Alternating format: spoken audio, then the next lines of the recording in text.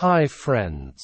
Welcome to the epic tale of El Cid, Rodrigo Diaz de Vivar, a legendary figure, whose life unfolded in the dynamic landscape of medieval Spain. From noble beginnings to unjust exile, El Cid's life is a tapestry of loyalty, warfare, and redemption. Join us on an audio journey of his adventures, from the courts of Castile to the battlefields, against both Christian and Muslim foes. This is the captivating story of a man who became a symbol of honor and chivalry in Spanish history. In the heart of medieval Spain, amidst a tumultuous era of Christian and Muslim kingdoms, emerged a legendary figure who captured the imagination of generations to come. This was Rodrigo Diaz de Vivar, a Castilian nobleman and military leader, and also the national hero of Spain, who lived during the 11th century. He is perhaps more widely known as El Cid, which means the Lord, or the Master, through his military achievements and leadership skills. Born in 1043, in Vivar, a small village near Burgos, in the Kingdom of Castile, Rodrigo Diaz de Vivar was raised in the midst of the Reconquista, the centuries-long struggle between Christian and Muslim forces for control of the Iberian Peninsula. Rodrigo Diaz de Vivar was born into a noble family, with a strong military tradition. His father, Diego Lainez, served the King of Castile, and Rodrigo grew up immersed in the world of medieval chivalry. His upbringing instilled a sense of honor, loyalty, and martial skill. He studied the arts of war and diplomacy, learning the intricacies of courtly life. His formative years set the stage for the remarkable journey that would unfold in the years to come. In his youth, Rodrigo displayed exceptional prowess in combat. As he matured, his reputation as a skilled and honorable knight spread throughout the region. This caught the attention of King Ferdinand I of Castile, who recognized Rodrigo's abilities and invited him to join the royal court. His reputation grew under the patronage of King Ferdinand I of León and Castile.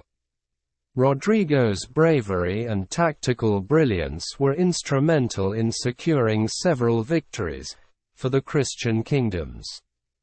However, in 1065, Ferdinand died, and his kingdom was divided between his sons.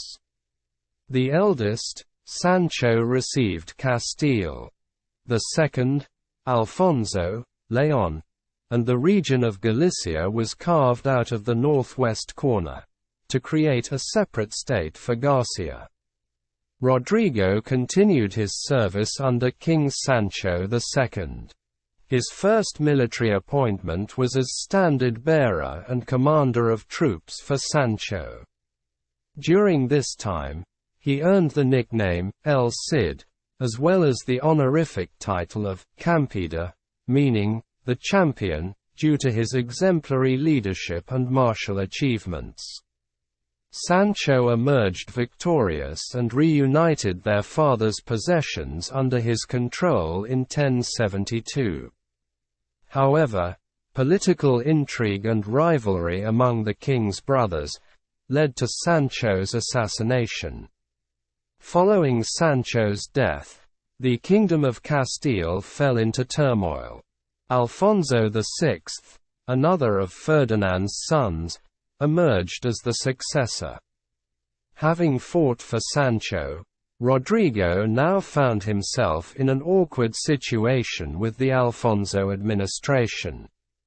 But he had a couple of things in his favor. One, he was a very good soldier, and Alfonso knew that he would need a leader like him. Also, The people in Castile were not happy that they were being led by a king from Leon. Rodrigo was from Castile and was liked by the people. Although Alfonso removed El Cid as commander of the royal armies, he married Rodrigo to his niece, named Jimena. But he did not really like El Cid, and was afraid that he might attempt to take the throne. Rodrigo was now accused of embezzling funds, and was banished from Castile. He was forced to leave behind his lands, titles, and the people who had come to admire and respect him. During his exile, El Cid sought opportunities to regain favor, and maintain his position in the complex political landscape of medieval Spain. He went to the Muslim Taifa Saragossa, and offered his services as a military commander. Saragossa was an independent Arab Muslim state in Al-Andalus. El Cid's decision to align with Muslims raised eyebrows among Christians, but it was a pragmatic move to ensure his survival and maintain his influence. Meanwhile, the Great Almoravid invasion of the Iberian Peninsula occurred in the year 1086, and King Alfonso was soundly defeated by the Muslim army.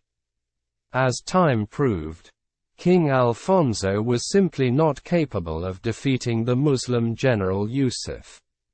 There was only one man who could defeat him, and that man was the Cid. Thus, the king realized the value of having El Cid as an ally and welcomed him back to Castile. El Cid willingly returned. The reconciliation marked a turning point in El Cid's life, and he once again served the Christian king in the ongoing Reconquista. But his stay with Alfonso lasted only for a brief time, and he was exiled again. After being exiled from Alfonso's court for the second time, El Cid left the capital to become an independent commander, in the eastern part of the Iberian Peninsula. He successfully fought off two Almoravid armies and captured the city of Valencia in 1094. He became an independent prince in the region based at Valencia, establishing a Christian kingdom in the heart of Muslim-controlled Spain. El Cid's rule in Valencia was not without challenges. He faced external threats and internal conflicts, but his leadership held the city together. He established a fair and just rule, earning the respect of Muslims and Christians alike. In 1099, El Cid fell ill and succumbed to his ailment. His death marked the end of an era, leaving a legacy that transcended his mortal existence. Following his death, his wife, Jimena, held Valencia for several years before political turmoil forced her to relinquish control. Despite his death, his legend grew even stronger. His story was immortalized in the epic poem, Cantar de Mio Cid, which is generally considered one of the great medieval epics and masterpieces of Spanish literature. This epic poem transformed him into a larger-than-life figure, a symbol of Christian valor, loyalty, and unwavering determination. Thus, the story of El Cid is a saga of loyalty, betrayal, exile, and redemption set against the backdrop of the complex political and religious dynamics of medieval Spain. From his early years as a nobleman to his exile, military exploits, and ultimate rule in Valencia, El Cid's life is a testament to the resilience of the human spirit, in the face of adversity. His legacy endured not only through historical accounts, but also through the rich literary and artistic traditions that celebrated his deeds. El Cid's story continues to captivate the imagination of people around the world, reminding us of the enduring power of honor, courage, and the indomitable spirit of a legendary figure in the annals of Spanish history. End of the story. Thank you for watching. Hope you have enjoyed the audiobook, The Epic Tale of El Cid. Do not forget to comment, share, like, and subscribe to the video. Visit our channel, www.youtube.com/@weaversnest. For more information, visit the website, www.weaversnest.org.